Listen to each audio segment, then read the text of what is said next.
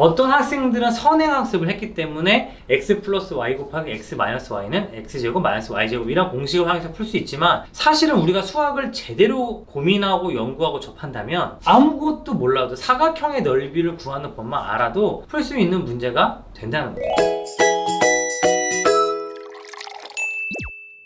여러분, 제가 수학과 관련된 채널을 하고 있지만 사실 우리나라 사람들이 제일 싫어하는 과목 중에 하나는 수학이잖아요. 예전에 어떤 지역신문지가 조사한 바를 보니까 의외로 또 좋아하는 과목 베스트 3 안에 수학이 들어가더라고요. 그런데 수학을 좋아하는 이유들을 제가 친구들한테 물어보잖아요. 수학을 좋아한다는 친구도 있는데 물어보면 의외로 어떤 대답들을 하냐면 수학은 답이 딱 떨어지잖아요. 그래서 좋아요 라고 얘기하는 친구들이 많이 있어요. 수학을 좋아한다니까 다행이긴 한데, 저는 그런 말을 들으면 속으로 수학은 그렇게 답이 딱 떨어지는 그런 걸 추구하는 학문은 아닌데 라는 생각이 사실 들긴 들어요.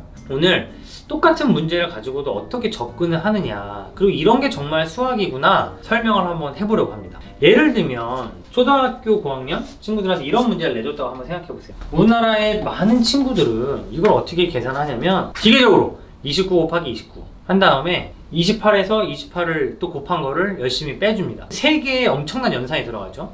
29 곱하기 29, 28 곱하기 28, 그 두 숫자를 빼주는 연산이 들어가야 돼요. 이게 기계적으로 푸는 방법이에요. 그런데 어떤 친구들은 이렇게 배우는 친구들이 있어요. x제곱은 y제곱이라는 걸 배웠기 때문에 x 플러스 y, x 마이너스 y잖아. 그러면 x가 29고 y가 28이면 와, 29의 제곱 빼기 28의 제곱은 29 더하기 28, 그 다음에 29 마이너스 28 이렇게 했으니까 여기 1. 그래서 29 더하기 28이네. 이렇게 계산하는 친구들도 있다는 거죠. 이거는 그래도 잘했어요.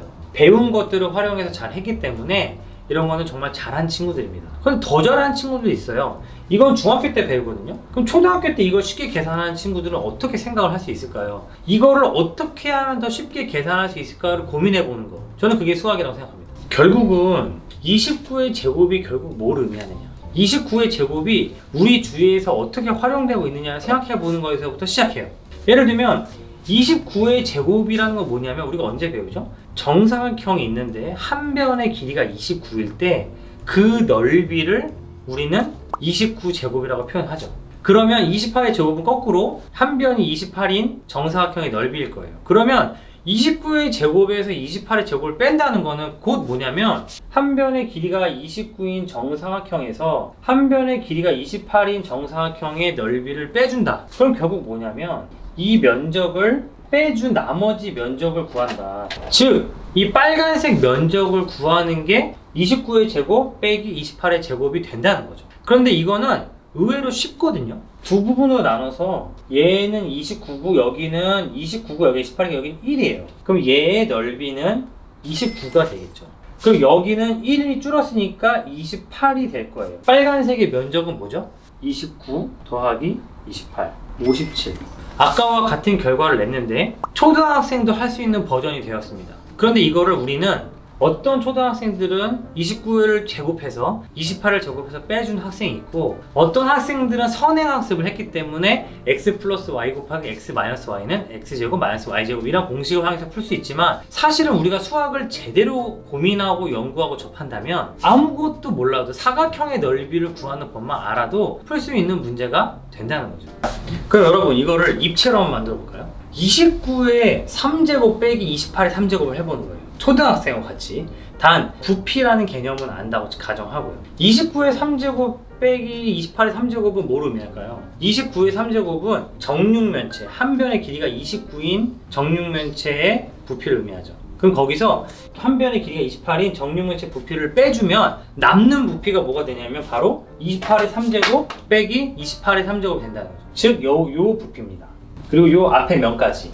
그러면 생각을 해볼게요. 요 밑에 있는 면적부터 구하면 여기는 29, 29 그리고 곱하기 1의 부피를 가지는 판자가 하나 남아 있을 거예요. 그리고 또 생각을 해볼까요? 그럼 요 앞에인데 여기는 이미 가져갔으니까 요만큼의 판자겠죠. 여기는 28이고요. 여기는 29. 그래서 29 곱하기 28 역시 두께는 1. 그럼 남은 건 어디죠? 남은 건 요쪽이죠. 남은 건 이쪽인데 잘 생각을 해보면 28 곱하기 28의 면적이 남았고 두께는 1. 그래서 28 곱하기 28 곱하기 1.